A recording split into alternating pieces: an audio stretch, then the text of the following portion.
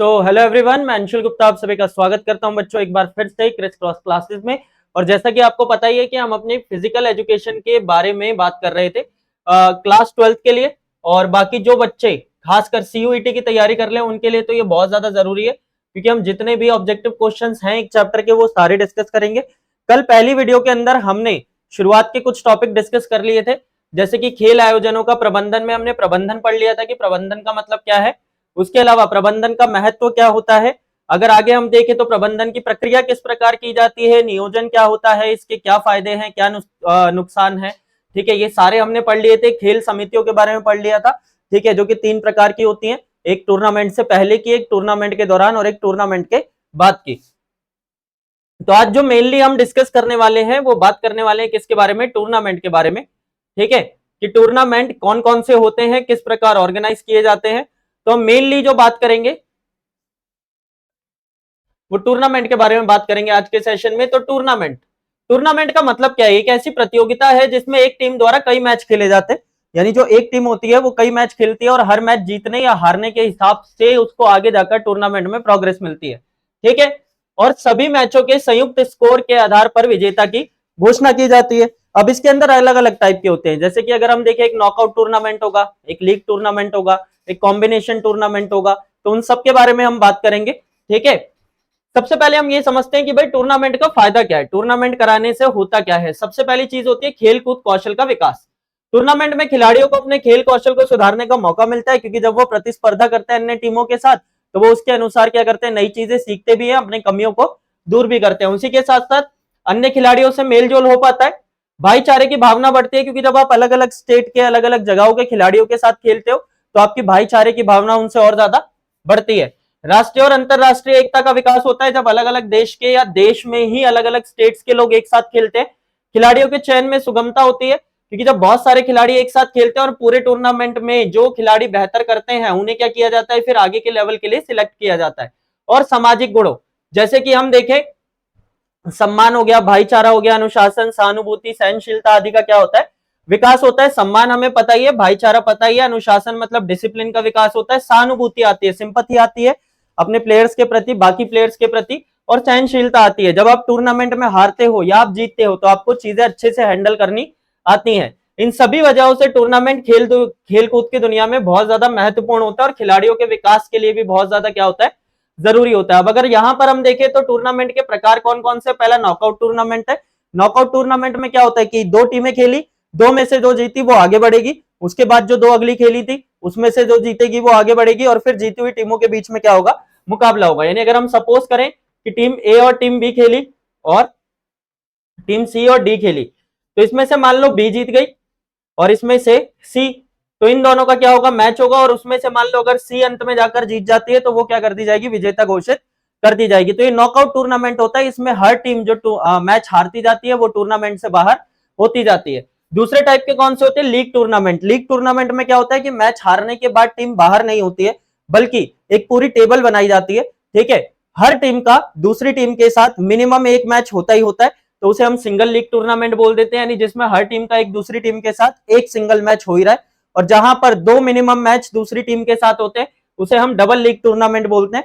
ठीक है, तो हर टीम का दूसरी टीम के साथ एक मैच होगा, जो टीम जितने मैच जीतेगी उसके हिसाब से टेबल बनेगी, और उस टेबल में जो टॉप करेगा या तो वो विजेता होगा, या टॉप की 4 टीमें, 5 टीमें, 6 टीमें, उनके बीच में फिर आगे जाकर फैसला किया जाएगा। ठीक है, कॉम्बिनेशन टूर्नामेंट के बारे में अभी हम आगे बात करेंगे, तो अभी के लिए हम नॉकआउट और लीग या राउंड रॉबिन टूर्नामेंट को देखने वाले। तो नॉकआउट टूर्नामेंट के बारे में क्या बताया कि भाई टूर्नामेंट हारने वाली टीम टूर्नामेंट से बाहर हो जाती है, वह टीम जो सभी मैच जीतकर टूर्नामेंट के अंत तक पहुंचती है उसे ही क्या करते हैं, विजेता घोषित किया जाता है। जैसा कि मैंने अभी बताया था कि ए बी और सी डी का मैच हुआ, तो ए बी में से मान लो बी टीम जीती और सी डी में से सी टीम जीती, तो बी और सी का मैच होगा और फिर जो विजेता होगी वो क्या हो जाएगी, अंत में टूर्नामेंट की विजेता। अच्छा, लीग मैच में क्या बताया, लीग के अंदर मान लो 4 टीमें, 1 2 3 4, तो एक का पहले 2 के साथ होगा, 3 के साथ होगा और 4 के साथ, यानी एक 2 के साथ खेलेगी, एक 3 के साथ और एक 4 के साथ, तो एक एक मैच हो गया।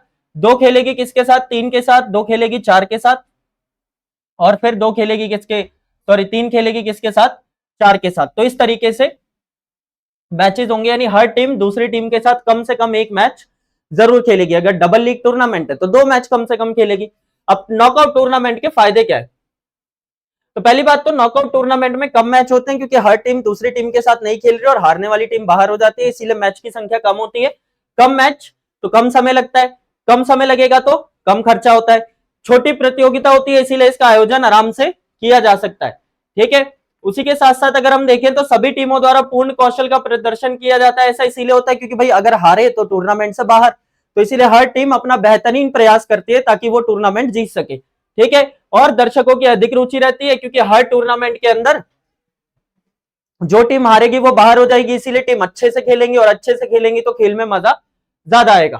ठीक है, वहीं अगर हम दूसरी तरफ देखें हानियां क्या है, तो कई कई बार ऐसा होता है कि अच्छी टीमें क्या होती है प्रतियोगिता से बाहर हो जाती है। कभी किसी टीम का दिन खराब था, मान लो वो हार गई, तो अच्छी टीम प्रतियोगिता से बाहर हो गई, तो लोगों का उसमें क्या हो जाएगा, इंटरेस्ट खत्म हो जाएगा। एक हार के बाद दोबारा मौका नहीं मिलता, यानी एक दिन भी अगर आपका खराब गया तो फिर आप टूर्नामेंट से बाहर। नए खिलाड़ियों को मौका नहीं मिलता क्योंकि टीम उन्हीं खिलाड़ियों को खिलाती है जो पहले से एक्सपीरियंस्ड हो, अच्छे होंगे, एक्सपीरियंस्ड होंगे, तो फिर अच्छा प्रदर्शन करेंगे और जीतने के चांसेस ज्यादा रहेंगे। एक टीम को दूसरी टीम के साथ मैच खेलने के लिए काफी प्रतीक्षा करनी पड़ती है क्योंकि टूर्नामेंट के अंदर बहुत सारी टीमें होती हैं और जब तक बाहर नहीं होगी तब तक अगला राउंड शुरू नहीं होगा, अगला मैच नहीं होगा। और खिलाड़ियों पर जीतने का अधिक दबाव रहता है क्योंकि अगर हारे तो टूर्नामेंट से बाहर। तो इस वजह से नॉकआउट टूर्नामेंट की ये कमियां और लाभ हमें क्या करने याद रखने। फिर आएगा हमारा लीग टूर्नामेंट। लीग टूर्नामेंट में भाग लेने वाली प्रत्येक टीम अन्य टीम के साथ एक मैच अवश्य खेलती है। प्रत्येक में जीतने पर टीम को अंक दिए जाते हैं और इन्हीं अंकों के आधार पर क्या होता है, विजेता का चयन होता है। अब लीग टूर्नामेंट दो प्रकार के होते हैं, जैसा कि मैंने पहले भी बताया था, सिंगल लीग और डबल लीग। सिंगल लीग का मतलब क्या हुआ कि एक टीम अन्य टीम के साथ एक ही मैच खेलेगी, और डबल लीग का मतलब हुआ कि एक टीम अन्य टीम के साथ दो मैच खेलेगी। ठीक है, इसके लाभ या हानि क्या है, तो सबसे पहले अगर हम लाभ देखें तो सभी टीमों को खेलने का पूरा अवसर मिलता है। कोई कमजोर टीम भी है तो उसे भी सारे मैच तो खेलने को मिलते हैं, अंत में जाकर भले ही वो जो टेबल बनी है उसके बॉटम पे रहे, पर एटलीस्ट सारे मैच खेलने को मिलते हैं। ठीक है, टूर्नामेंट में रुचि अंत तक बनी रहती है क्योंकि हर मैच के साथ टेबल चेंज होती रहती है, जिसको पॉइंट मिला जिसका गया। ठीक है, नए खिलाड़ियों को मौका मिलता है क्योंकि बहुत सारे मैच होते हैं, सभी टीमों को अन्य टीमों के साथ खेलने का मौका मिलता है। खिलाड़ियों पर भी कम दबाव रहता है, यानी नॉकआउट की तरह हर मैच में बाहर तो नहीं होने वाले, तो इसीलिए दबाव अपेक्षाकृत क्या होता है, कम रहता है। सभी टीमों को खेलने का पूरा मौका मिलता है। इसके नुकसान क्या है, तो पहली बात इसमें ज्यादा धन चाहिए क्योंकि ज्यादा मैच हो रहे हैं। ज्यादा मैच हो रहे हैं मतलब ज्यादा पैसा चाहिए होगा, जैसा कि अभी हमने देखा था उसके अंदर की ए बी सी और डी का मैच हुआ तो इन दोनों में होगा, इन दोनों में होगा, और लास्ट में मान लो इसमें से बी जीता इसमें से सी जीता तो इन दोनों का होगा।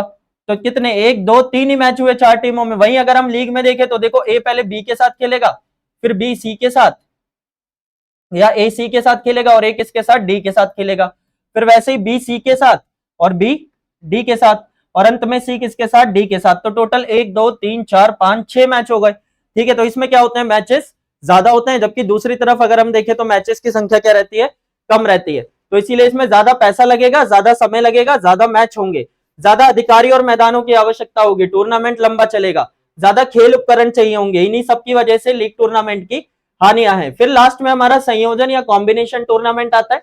इसमें क्या करते हैं हम, चार प्रकार से होता है, knockout cum knockout, league cum league, knockout cum league और लीग कम नॉकआउट। इसके अंदर क्या है, नॉकआउट कम नॉकआउट, मान लो 10 टीमें, ठीक है, 10 टीमों में पहले क्या कराएंगे, नॉकआउट टूर्नामेंट कराएंगे। फिर उनमें से जो जीतेगा, यानी टॉप के 5 या मान लो 5 टीमें जीते, उनके बीच फिर से नॉकआउट करा देंगे। तो इससे क्या होता है कि समय बचता है। ठीक है, लीग कम लीग का मतलब क्या है कि पहले मान लो 10 टीमें, 10 के बीच में लीग मैच होंगे। ठीक है, और लीग मैच के बाद मान लो 4 टीमें टॉप में पहुंची तो फिर उनमें लीग मैच होंगे, फिर डिसाइड किया जाएगा कि कौन जीता। नॉकआउट कम लीग के अंदर क्या होगा कि पहले मान लो 20 टीमें थी, तो 20 में से नॉकआउट करा के 10 टीमें चुन लेंगे और इन 10 को लीग कराकर विजेता चुन लेंगे।